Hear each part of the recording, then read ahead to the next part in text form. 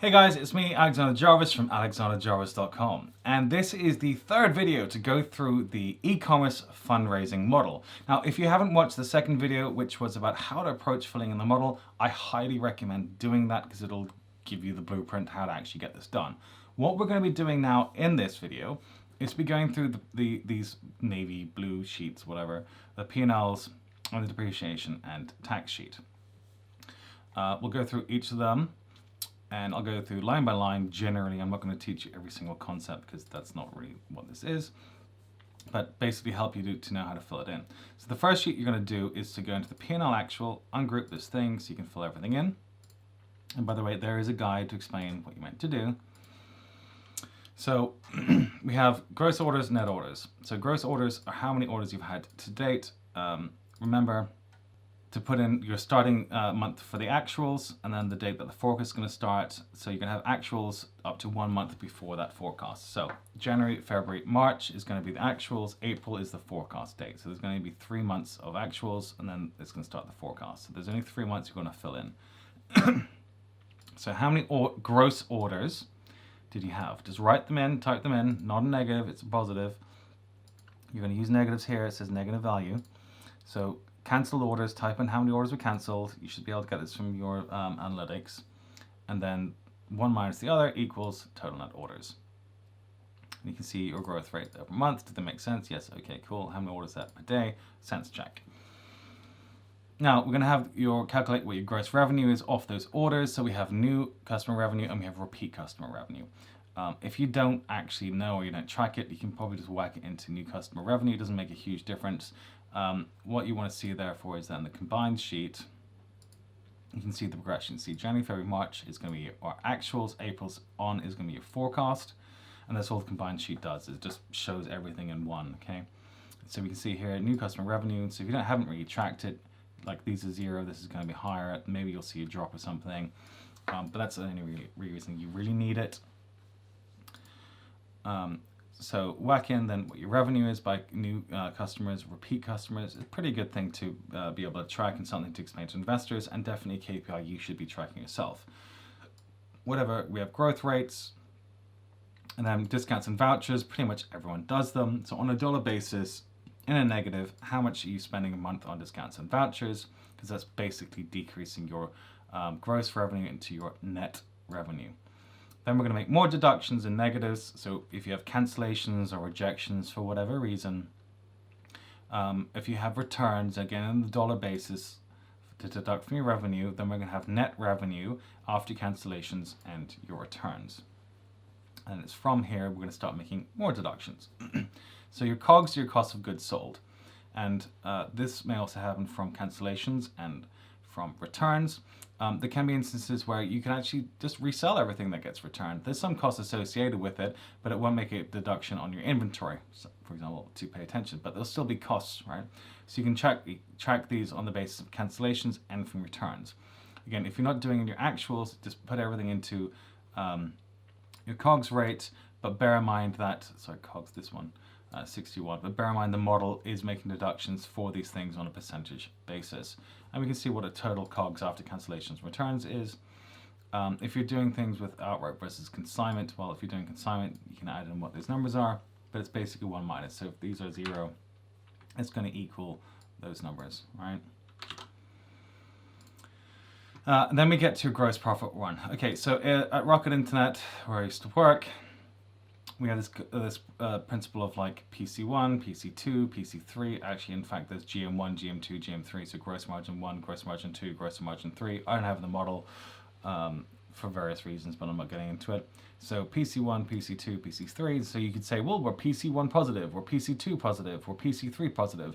Because basically, you want to work down into increased profitability over time on the basis of these numbers before you start making all the deductions. So to get from PC1 to PC2, if you have importation costs, because I don't know, you're ordering stuff from China and Trump's got tariffs, right? There's going to be an importation cost on that.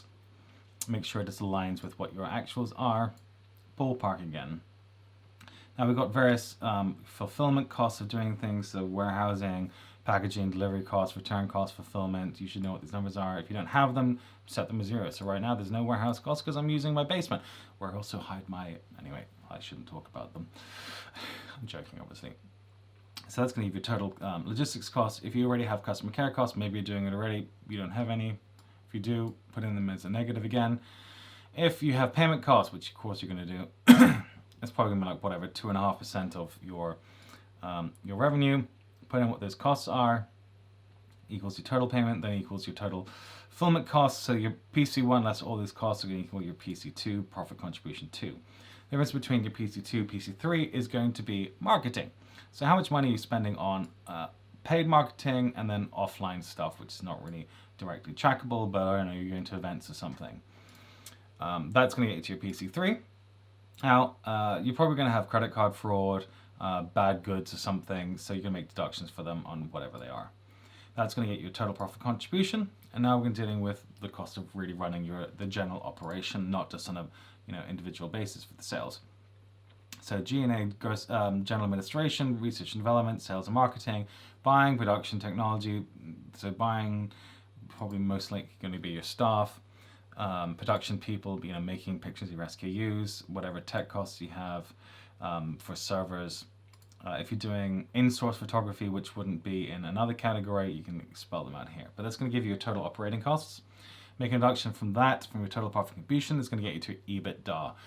Earnings before interest, tax, depreciation, amortization, which is a banking term, not super applicable to startups, but it's still a thing. Okay.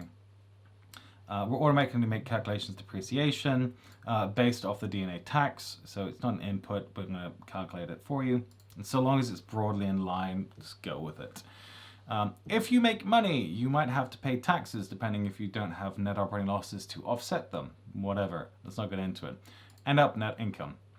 So that is your profit and loss down to net income. And you can see the cumulative losses that you have.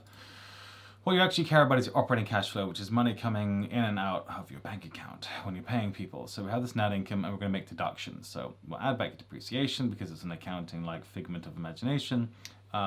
Your capex, which is like buying laptops and stuff. Make a deduction for your working capital, which is going to be done down here. Your bonuses, because those are going to be paid out at your year end, which is going to be in this whatever month, like say December sheet, like month 12. It can be March or whatever it is, depending on you. So we'll just make deductions for that for when the year end is actually going to happen.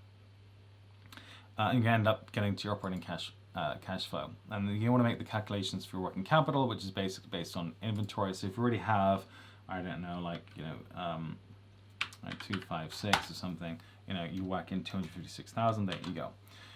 You make deductions for whatever you're spending on your COGS, bad goods, whatever. And then if you're making new inventory purchases, how much you're spending, that gets you the total inventory. And so we'll make a deduction for how much money you need to keep putting back in to buy more stock, which is going to make a deduction in your operating cash flow. So if you have cash in the bank, whoop-de-woo, stick it in. And then for metrics, again, this is not like super important, but whack in like the new customer orders, registrations added, items sold per month.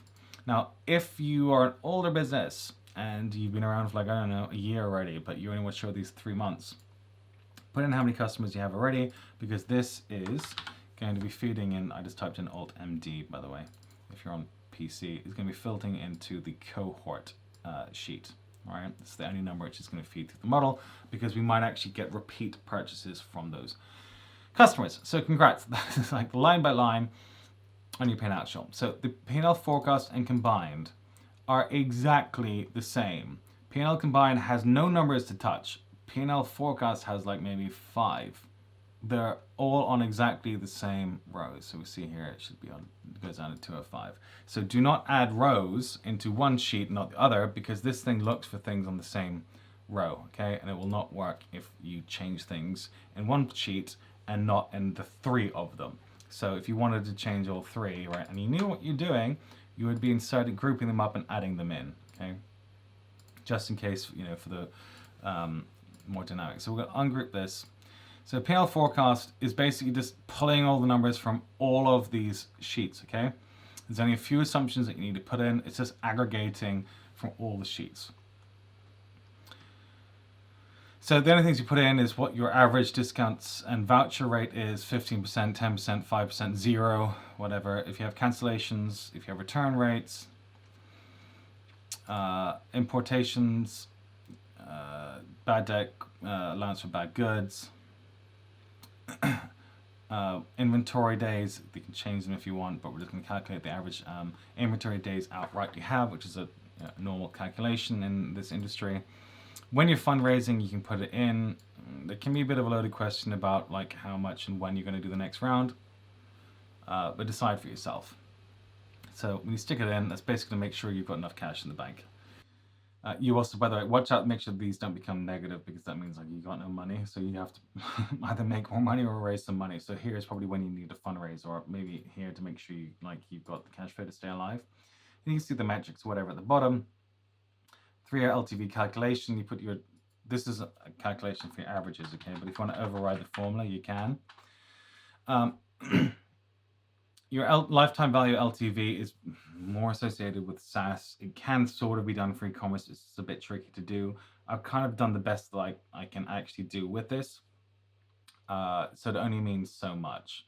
So don't rely on it totally, but within the context of e-commerce, it's as good as it can get. Okay, and we can see LTVs versus customer acquisition costs, what your ratios are. Again, you normally more see this in SaaS, but I just put it in here just to try and make it.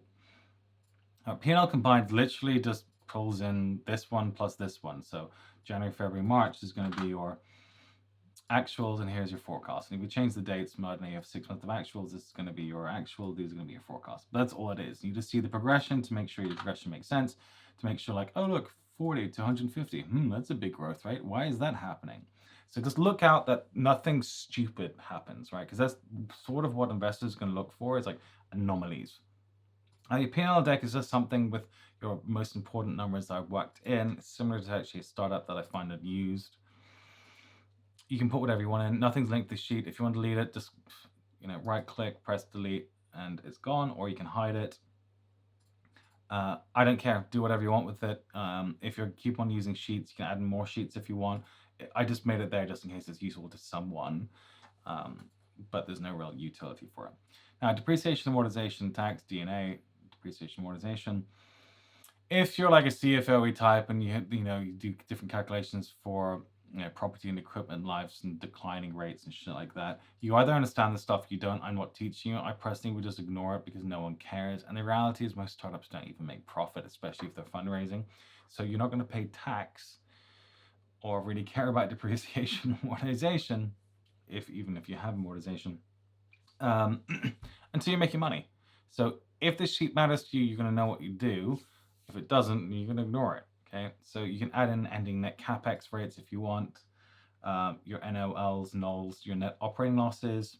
This is literally exactly what I used to use in investment banking. It's not like designed for startups or something. It just works, and this is what I use in like doing $1 billion deal or something, or like actually using a small deal, like $10 billion deal, or pounds.